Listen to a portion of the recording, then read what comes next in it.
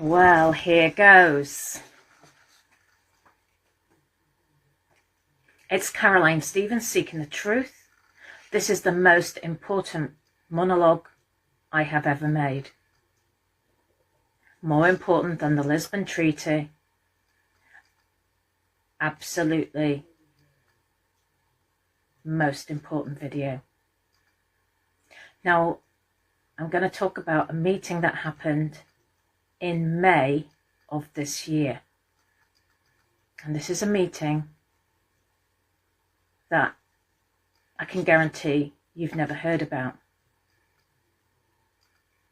This meeting will confirm your worst nightmares and more. And this is the truth as I see it. And there's no point in sugarcoating the truth. Okay, last night I put up a post about people who receive OBEs and MBEs. And that when you see the attendees of this meeting, hopefully this will cause you concern. It will hopefully make you question why these medals, these accolades are given out and who they're actually really given to, for what purpose. You see, most people who are watching this believe, made to feel that they're conspiracy theorists, that they're in the minority. Well, they would be in the minority because the mainstream media has created that minority. Everything we've been hearing during the lockdown, we've been accused as conspiracy theorists. We've had people ranting, raving all over Facebook, and it hasn't done the movement any good at all. Well, I guess that's debatable. But anyway, this isn't what this monologue's about. Abandoned slides have been found on the internet about a meeting that happened on the 7th of May 2020. These slides, I believe, are in the public interest. The meeting will have used taxpayers' money somewhere along the line. So it is my moral duty, my Christian duty, in fact, to bring the dark into the light. And I'm going to now disclose the content of those slides. And let me just give you a copy of one of the slides, what it looks like. Okay?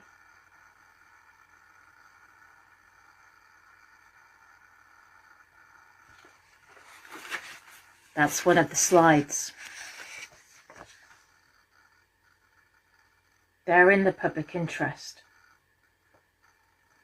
For those who've never heard of Common Purpose UK, it is a registered charity which holds secret meetings that fly in the face of it receiving charitable status. On the 7th of May 2020, they allegedly held a Chatham House Zoom meeting. Chatham House being top secret. Let's firstly take a look at the actors. Firstly, there was a lady there called Marie Mohan. She joined Common Purpose in 2000, becoming the Chief Executive of Common Purpose UK in 2014. And by the way, please do share, because I can guarantee that this video will be removed. This meeting has never been discussed openly that I'm aware of before. So we've got Marie Mohan, now Chief Executive of Common Purpose UK in 2014.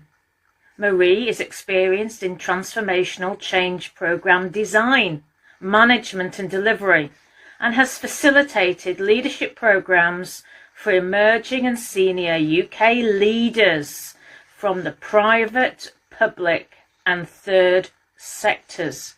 She has led 2020 Common Purposes flagship UK leadership course for 5 years. She brings passion apparently and commitment to developing program participants to be the best they can be for the benefit of their own individual organisations and the wider society. So what is the 2020 course all about? Well, it has 2 central themes, governance and wealth creation. The fee for this particular course is £5,525 plus VAT. This includes the week's programme materials, accommodation, food, travel, and a copy of Beyond Authority, Leadership in a Changing World by Julia Middleton, founder and chief executive of Common Purpose. There are some bursaries available. Right, so she's been presiding over this Zoom meeting. Now, the following leaders attended as guest speakers, and it's important we know who these actors are, what they represent. Firstly, David Sproul, Chief Executive of Deloitte UK. David is the Global Deputy Chief Executive.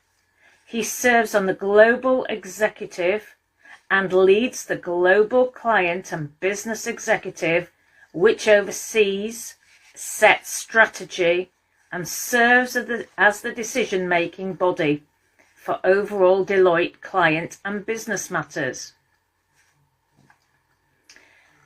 In addition to providing leadership, management and vision for the firm's client and business organisations, David also oversees Deloitte's alliances, ecosystems, corporate development strategy, and wait for this, something called Bold Plays, BOLDPLAYS.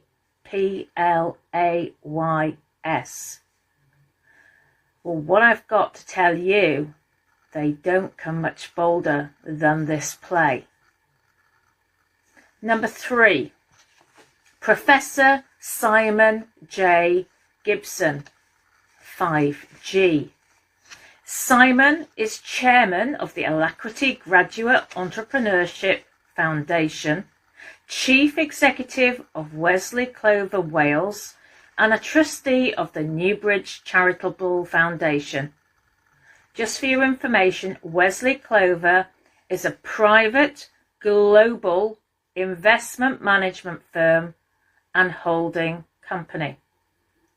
Simon was made an officer of the Order of the British Empire for his services to industry and to the community in South Wales in the 1999 Queen's Birthday Honours List. He's also got a CBE and he's also Deputy Lord Lieutenant of Gwent. Now, at the meeting is recorded that his role, his acting position, is Chair of Innovation Point and 5G expert as Chair of the 5G Advisory Panel of Wales. So he's classed as a 5G expert, but he actually has a background in private global investment management. So I'm not quite sure how much he knows about the workings of 5G, but perhaps he can respond. Thirdly, those people on Facebook who keep telling me that I don't know what I'm talking about the legal profession. Well, number 3, a circuit judge, Ellery Rees. Because these organisations, these industries are all in with the elites and through Common Purpose and other organisations and the government. So Ellery Rees, Circuit Judge, Court Recorder, South Wales.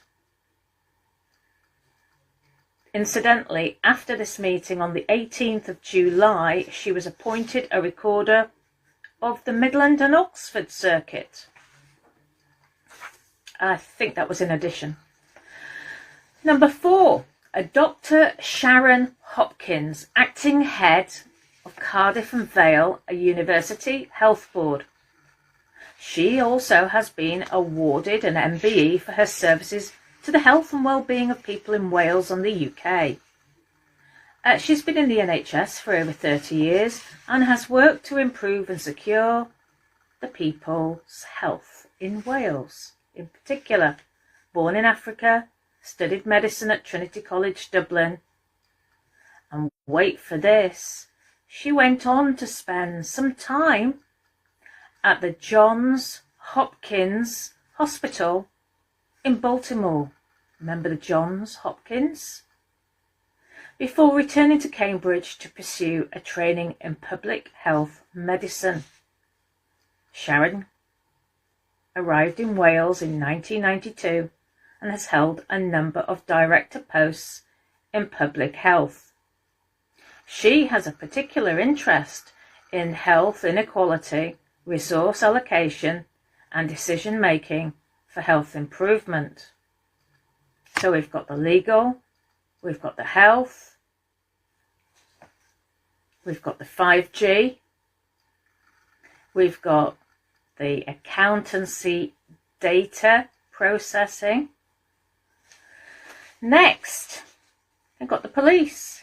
Stuart Parfitt, Chief Superintendent of South Wales Police, who received at St James's Palace, London, on the 11th of June 2016, the award of the Queen's Police Medal for Distinguished Service. And finally, the BBC were there. The meeting went along the lines of, there is an influenza virus currently affecting the world, which is the real health issue, but it is ultimately nothing to be overly concerned about, plainly speaking. People were knowingly given the wrong flu jab across the UK in winter 2019 following event 201. This resulted in inflammation of the larynx, and people complained of having the sensation of broken glass in their throats. Following this, the rhetoric of COVID-19 was spun as a virus, I'm quoting their words, which could attack immune systems and hence the associated panic until society was shut down, resulting in Scenario 1. Scenario 1 resulted in the now well-known campaign, Stay at Home, Protect the NHS, Save Lives, and the adoption of social distancing. COVID-19 deaths are being caused by external issues such as weak immune systems, smoking, alcohol dependency, mental health issues, and cancer, and that people with these pre-existing conditions would have been susceptible to death anyway, directly or indirectly. As an example, AIDS does not kill per se, but it weakens the immune system so that an illness such as a bronchial pneumonia would be able to kill a person without the antibodies able to fight it off. It's known that vitamin C and D, iron, zinc and magnesium are of course most beneficial to the human body, but that the NHS needs to temporarily misinform people. Yes, their words. The NHS needs to temporarily misinform people so as to prepare them mentally for a vaccine which ultimately they do not need. But as some of the attendees said, they said it will be compulsory and that the NHS will ensure this happens by December 2020. And hence, I guess, we had Doris's speech on television last night. They went on to say that people may be forced to have the vaccine under sedation if necessary, and the BBC were keen to be the leaders of this message. Please do share this video. Once it's gone, it's gone. They concluded stating that we have nothing to fear and that coronaviruses were already inbuilt into the human system as a rhinovirus, and that the flu symptoms experienced were just that, as something called O-Thymy, T-H-Y-M-Y. Viruses cause flu, but that we need to continue to ensure that the public remains dumb about this. It was stated that the media would start an enforcement campaign in September which would pull no punches and be as dishonestly honest about speaking of COVID-19 were people to ignore the advice. Dishonestly honest. Considerations for sentencing offenders could range from a £5,000 fine to 18 months imprisonment, both, a combination of both, if an offender is unable to pay, or on ISA, as well as a possible ban from returning to their community. If we are tough and robust, people will generally fall in line and be compliant. Extra punishments could be meted out if the offender has watched, wait for this, if you have watched conspiratorial material online, then this could range from 6 months extra prison to community courses and counselling ranging from a year to 5 years. On top of that, these people would be denied internet access for a period of 5 to 10 years as part of a new national prohibition law intended to come onto the statute books this year, as well as difficulty in obtaining employment, which would impact on their family situation. Social services, at request of either a Crown or Magistrates Court, would remove children from the home of the offender. Hello, are you hearing this? The courts are corrupt. So there's no point in trying to say nasty things to me on social media. The courts are in this. Why are you paying money to these multimillionaires for a court case to give to these multimillionaires? Hello? Social services, at the request of either a Crown or Magistrates Court, would remove children from the home of the offender and would then be deemed as a threat to their safety and emotional well-being. In short, we do everything to put our advantage. I think some of it is, there's a couple of typos, but I don't know who was taking the notes. Not obviously professional enough, but anyway, we have to work with what we've got. So the Deloitte UK is currently gathering data on the public ahead of the 5G national rollout, hence the tie-up with 5G, which has been phenomenal apparently with the help that's been given to them.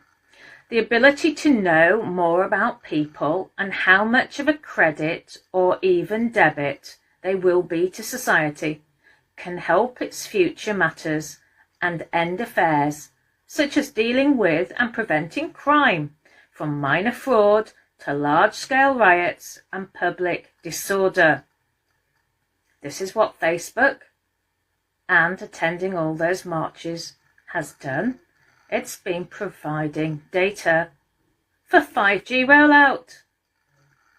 So people go and talk about vaccinations and the 5G, and it's a honey trap because all that information is being sent to the 5G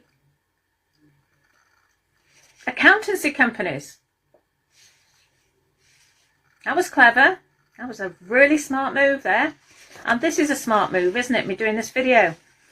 Right, at 2:16, it was agreed that the police would press home the message that if people did not get vaccinated, then they will face arrest and a large fine or prison time.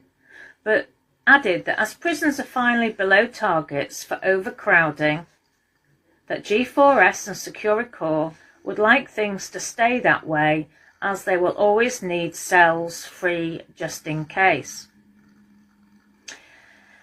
Fines upwards of £5,000 payable within 14 days or 18 months imprisonment with no halfway release would hopefully be enough for people to see sense in this regard.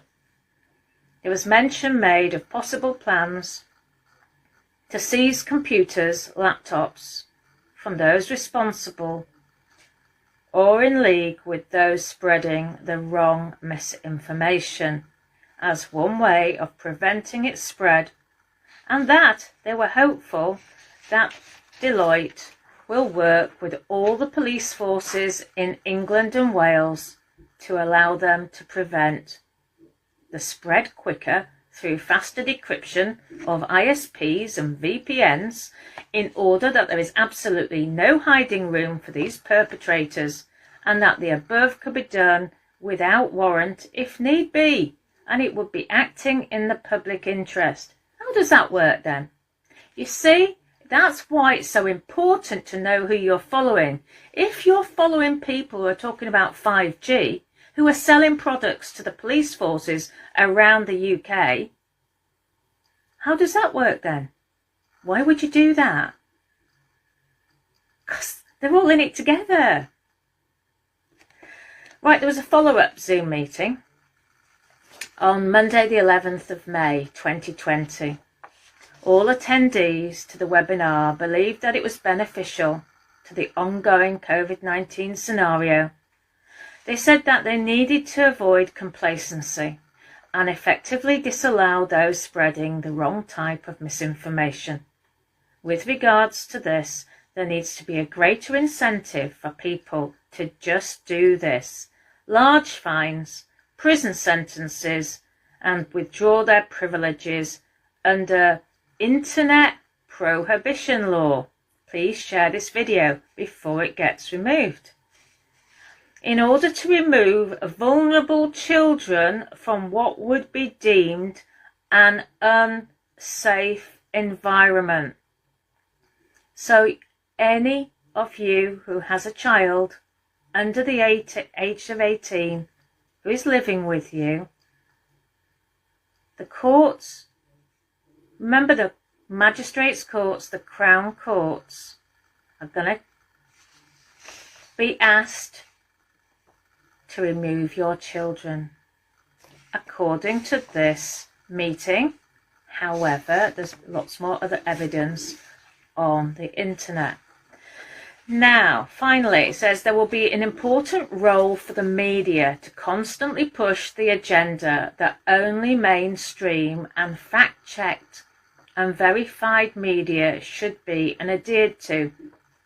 This will mean more people online to check what is being said and to flag and request account bans for those flouting the rules. Remember, this meeting was reported in May.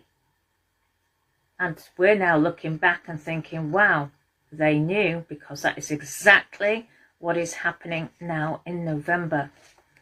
An incentive scheme similar to the Anonymous Crime Stoppers helpline is to be set up within the next few weeks in order for people to report fake news with regards to COVID-19, as well as people knowingly spreading misinformation.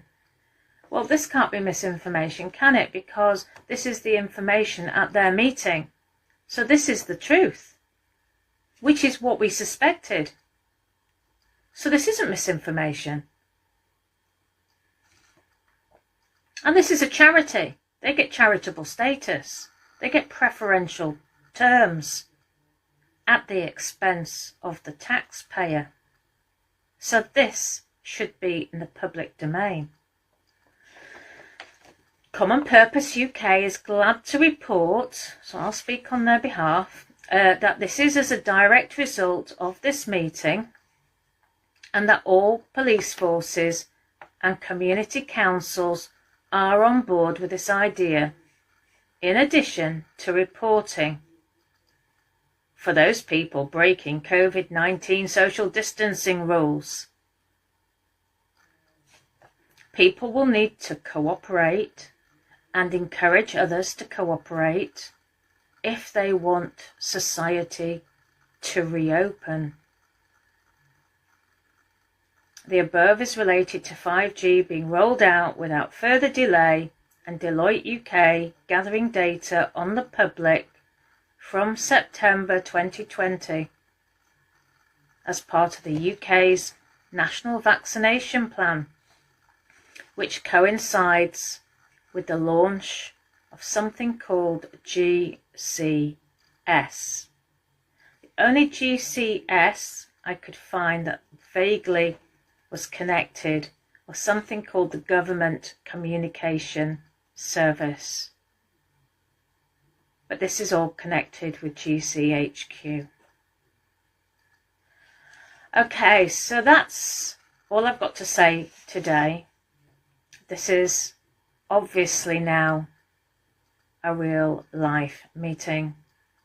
Remember, the dark side says it has to tell us, and these slides, show it again, these slides, for those people who are just switching on now, these slides are floating around on the internet. In fact, I couldn't even find them myself. A friend of mine worked through the night to record all the details, type them all out, and then I've read out a slightly abridged copy, but only slightly. Today is the day that on BBC Radio 4 it was mentioned that the government wants to outlaw anti-vaxxers and make it a criminal offence, which fits in perfectly with talking about this meeting today. This is real. Also, apparently the Criminal Offence Select Committee on Communications last week more or less told that Facebook was a threat and that only positive messages would be promoted on social media. So as I say, I'm going to switch off now. As soon as it gets shared, we'll get it uploaded to YouTube. It'll then be flying around YouTube until it gets taken down, but then we'll upload that YouTube link to videoband.nl/Caroline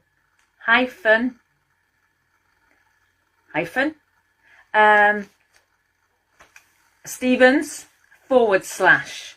That's where you'll find this video. I am aware that Video Band does often come up with there's a problem with this internet, but that is the control. This is the power they have over our lives. So please download this and put it somewhere. Download it onto your computer if you know what to do, because it might never resurrect. I'll put the script on my website, carolinestevens.net. Thank you for listening. I know it was a long one today, but the bottom line is, the message I'm trying to say and convey is the fact that Common Purpose has been conduit in the UK to promoting the government's and the elites' message Doesn't matter who's in power. Common Purpose has been around for several years now. But they are a charity. They get charitable status, yet they hold meetings behind closed doors. Well, listening to the content of one of the meetings, it's no wonder that these are secret. You've got Common Purpose, you've got mainstream media, in this case the BBC, you've got the court system, the magistrates, the crown courts, these people, the legal system. They're not there to provide the people with justice. They're not there to provide recourse against governments and the banksters, because they're run. You can now see that they're run by these groups of people, the elites. What else have we got? We've got the health. This is what I said was not a good thing, the NHS in 1948. We were fed a lie. This gives them control, easier control over our lives now. And we've got the police. None of these people are acting in our best interest. And this is cast iron evidence now. They are not working for the people. And then we've got the 5G. So, thank you for that. And please share, and get the word out. We're not stupid. We're telling the truth. And how you convince everybody else. But I tell you something, I don't trust any man now after reading how evil some of these people are. That's the truth. And I'll tell you also something that I read. That these people, these elites, including lords, there's a hereditary lord. A hereditary lord. We thought we had enough problems with the shoehorned lords. But there are 90 hereditary lords. And one of them, at least one of them, has invested hugely in the rollout of 5G. And what I've been reading is that if this 5G doesn't get rolled out, all these investors have put so much money into this that to pay those investors back, they're saying our income tax has to increase to 60% overnight. Now that's their words, not my words. But it gives you food for thought. This is why all these bodies want to provide disinformation in the matrix. Because they want total control of you and your soul. And you may not believe in certain faiths and values. But if you don't believe that you were created, then what hope have you got? So I would just say a little prayer. Because they want us all under this one world religion. All these logos. People are sending round Earth projects and Humanitads and these satanic laurel logos and the Earth with the hands round, and it's all about the New World Order. And you've got all these people saying they're wide awake. And the dark side is lying to you time and time again. They say, they must be thinking, it's up to the people. It's up to them to work this out for themselves. We're not going to tell them. What did it say in that common purpose meeting? We're going to be dishonestly honest. That's why logos are so important. Because they're being dishonestly honest. And it's for you to suss this out. Or for me to suss it out and to share it. I don't make this stuff up. I'm not doing this for the good of my health. Certainly not. Anyway, thank you. Please share. Goodbye for now. And get this out to Australia because it's really, really important for them. And Canada. And the USA. And all over Europe. Everywhere. Everybody needs it. Goodbye for now.